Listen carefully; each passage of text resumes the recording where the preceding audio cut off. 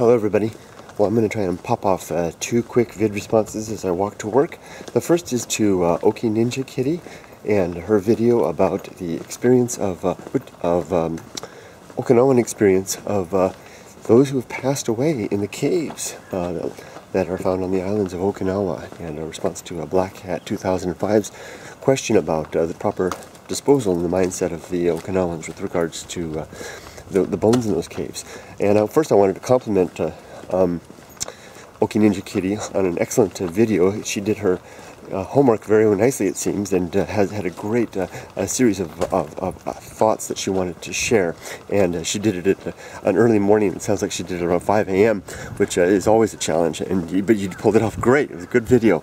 But the thing I wanted to first of all say is that the issue of proper disposal of the bones and earlier still those when there were bodies in the caves is an interesting one, and one that I hadn't actually ever thought of before.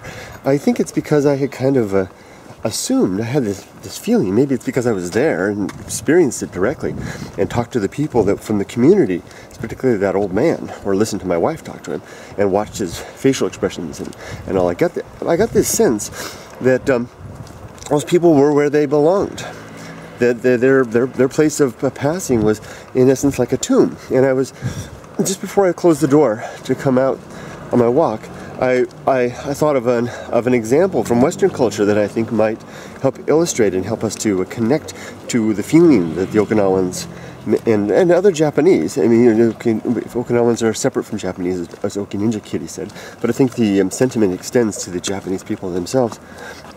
Imagine in the West what happens with shipwrecks. Particularly shipwrecks where, well, I'm talking about shipwrecks where people have passed away. And particularly shipwrecks where the bodies, where they've been underwater for some extended period of time. We in the West don't really think about recovering those bodies. We don't, for example, we talk about sending James Cameron down to film the Titanic, but no one ever really talks about recovering the bones of those who passed away on the sinking of the Titanic. And that's because the Titanic and the event itself and the place where that ship is resting and all the artifacts and all the bones and everything down there are in essence almost like a tomb.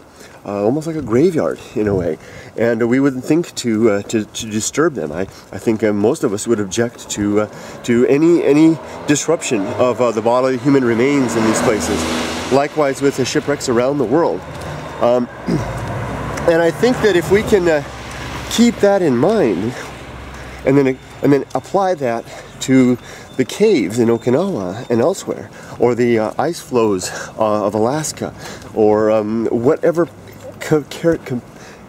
place and capacity in which humans have disposed of themselves, their own, or have had the remains interred in some way that may be unconventional, we may gain some understanding as to the way that they feel about it. When I was in Okinawa on that trip, I had no impression at all that those bones were neglected in any way. In fact, I had the impression that they were more of a tomb.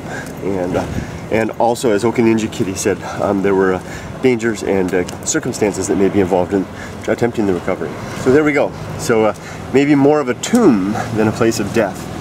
And that's my thoughts on that one for the video response. Now I got to start another video. Talk about the value of a leech. And there we go. Take care, everybody. Bye-bye.